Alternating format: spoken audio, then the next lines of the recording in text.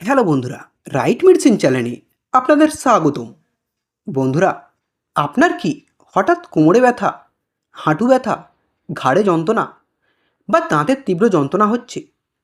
তাহলে বন্ধুরা, এই ভিডিওটি আপনার জন্য খুবই গুরুত্বপূর্ণ।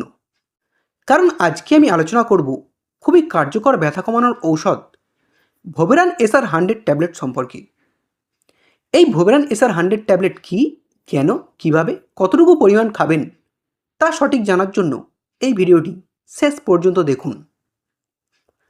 বন্ধুরা, আপনি যদি আমাদের এই রাইট মেডিসিন চ্যানেলটি সাবস্ক্রাইব করে না থাকেন তাহলে সাবস্ক্রাইব করে নিন। এই ভোভেরান এসআর 100 ট্যাবলেটটি একটি ব্যথা যন্ত্রণা ও ইনফ্ল্যামেশন কমানোর ঔষধ। এটির মধ্যে আছে ডাইক্লোফেনাক সোডিয়াম 100 mg।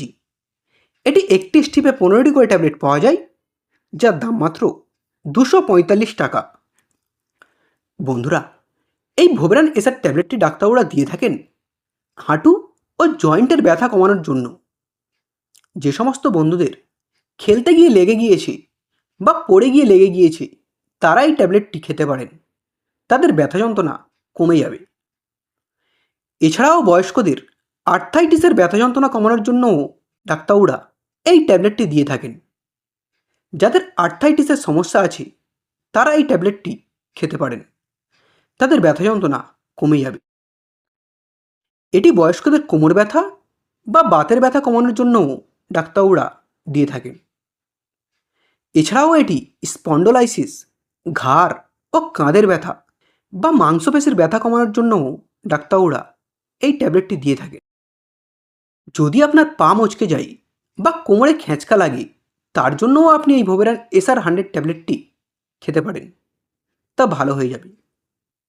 এছাড়াও স্পোর্টস ইনজুরি, দাঁতের ব্যথা যন্ত্রণা বা কোনো অপারেশনের পর ব্যথা কমানোর জন্যও ডাক্তাররা এই ট্যাবলেটটি দিয়ে থাকেন।